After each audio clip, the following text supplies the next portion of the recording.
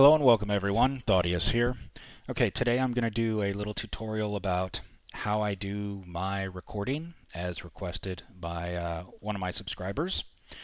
So, as I've mentioned before, I use Fraps. It's like $30 and you own it. You get all the updates. It's pretty decent for what I do. It so far has met all of my needs. So, what we've got here is the Fraps interface just on my desktop. Right now, I normally run my system in 1080p video settings. So it's, if we look here on my desktop area, it's currently at 1920 by 1080. When I do my recording while I'm playing Minecraft, I switch down to an HD TV setting to 720, and that's so that I can keep the file size small. Right now I'm doing it on 1080 because it looks a lot better here. As far as for the game recording, the 720 is fine. So here in the FPS section, you can have it check to see, how fast it's recording at, and it does that with your mouse movement. Kind of is how it updates. Right now, I normally just turn that off because I have it locked when I'm recording here under movies. I have it locked. I have the frame rate locked to 30 frames per second, and that's just because anything higher really isn't necessary.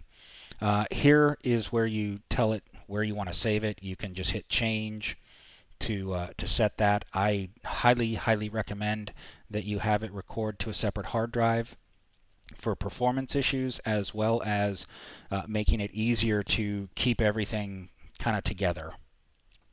Here is where you set what you want for your video capture hotkey. I have mine to Control F12 just because that doesn't interfere with anything in game. You can have it split your movies every 4 gigabytes. That would be for if you're running maybe a 32-bit system, that an older system that doesn't recognize more than 4 gigabytes, just for legacy support there. Here it's recording all Windows 7 sounds in stereo. You can do multi-channel if you're doing something that's got a 5.1. Here, if you have a microphone, you're going to need to set it to record external input at the same time. If you want to use a push-to-talk button, then you can select the only capture while pushing. Right now, if I were to hit hide mouse cursor in video, then while I'm doing stuff, like right now I can still see my mouse, but you probably can't. So if I'm doing something with the mouse, obviously I want that visible, especially if I'm doing something inside NEI while I'm playing. Here, force lossless RGB capture, that's going to be for your highest quality recording, and it's going to use up a lot more space. Here you have screenshots. You can take screenshots in these 4 video or image formats. If you have the free version, you only get the bitmap. If you have the free version, you only get 30 seconds of videos. So it's definitely worth it to go ahead and, if you're going to be doing, a lot of recording and you need more than 30 seconds at a time, go ahead and purchase it. So once this is running, then we go ahead and you would launch your game, and it's going to start recording. Let me go ahead and let's see. I don't have that set up here. Let me see if I can find it in here. Yeah, it's not finding it because I set up a separate profile for this. Let me go ahead and set it up so I can open up Minecraft real quick. Okay, so here we are. I went ahead and I just grabbed the Minecraft launcher. So I'm going to go and launch it. And like I said, I created a new profile. So here it's not going to have any profiles. Here's where you would log in. And from there, you can go ahead and start playing, and it will be recording. So that's really the basics for what you need to do. And then what I'll do is I'll go ahead and I'll show you a little bit of how I do my processing So I use the VSDC free video editor, and it is free. You cannot activate it. You cannot buy it now. So it is absolutely free. So from here, let's see. So I already had the previous video from where I cut, so I can make a new project here, and we're just going to leave it at project 1. And here you've got different resolution settings, and because I did this one in 1080p, I'm just going to go ahead and select that. Frame rate's 30 frames per second. You can play around with this stuff if you want, and we're just going to import videos and images. And this is going to start project 1. Here you can go ahead and select any of your effects that you want. I don't normally do them. I just go ahead and start it up. So from here, using this program takes a little bit of getting used to, but it's really not that difficult. So what we're going to do is, there's a lot of different ways you can get to inserting items. You can create scenes if you want to, or you can just add multiple layers, as well as you can add in different audio tracks at the same time. If you wanted to have a song play, you would just insert it and it would create another layer. When I have multiple videos, what I do is I just add one right after the other here on the timeline.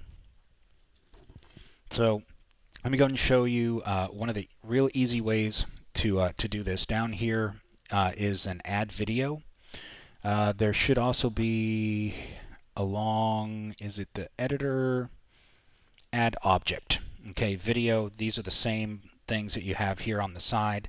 So we're just going to add a video, and I'm going to tell it where that is. So we're going to come down here to my Fraps drive, and it's in my raw video folder. And right now it's going to be the most recent one, which would be this one. So we're going to open that up, and you can do it from a cursor position if you're adding in multiple video segments.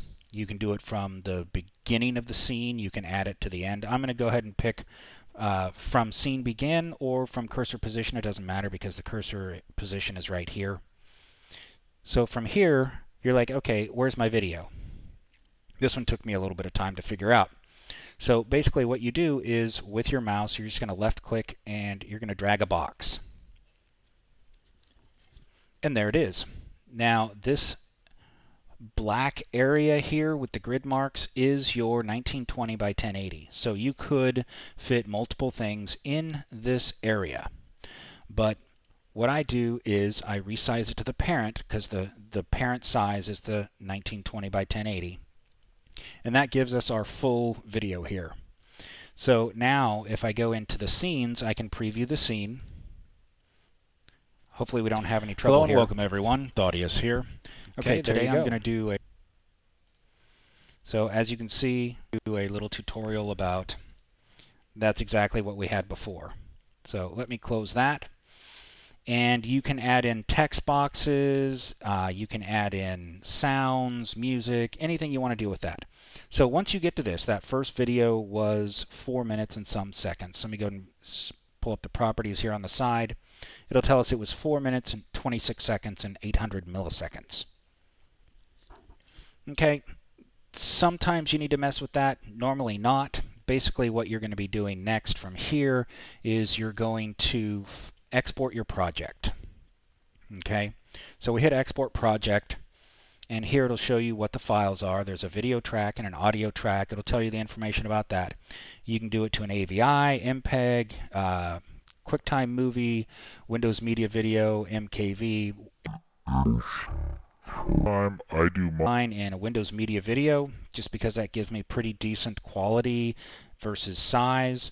I actually have like here, if I hit the high quality, it has presets. You can go in and edit the profile. One of the things that I do for my bitrate is I do my bitrate at 2500. And that gives a pretty decent quality for the file size. I don't know exactly how that's going to be here with an actual 1080p recording.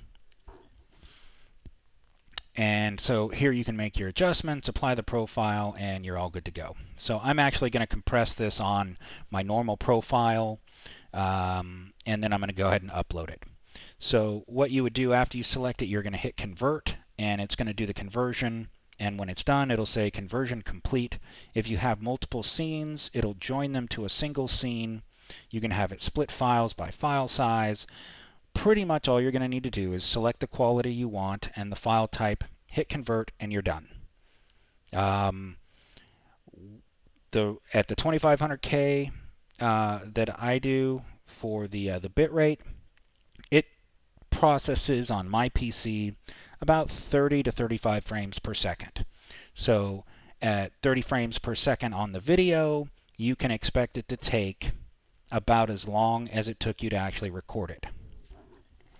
Now that also depends on how fast your computer is, how fast your processor is, and how much RAM you've got, how fast your hard drive is. All of those are going to be taken into account. Also, while you're doing the conversion, it does have a little checkbox that'll pop up here that says shut down when conversion's complete. So at nighttime you can start your conversion, tell it to shut down, it'll shut down your computer when it's done, and then in the morning you can get up, turn your computer on, and upload it to YouTube if that's what you're going to do. So that pretty much ends it for my tutorial here on how I do my work for what I do. And I'm not going to save that because I'm just going to process that on my normal profile anyway. So thanks for watching, guys. Hope you found this helpful, and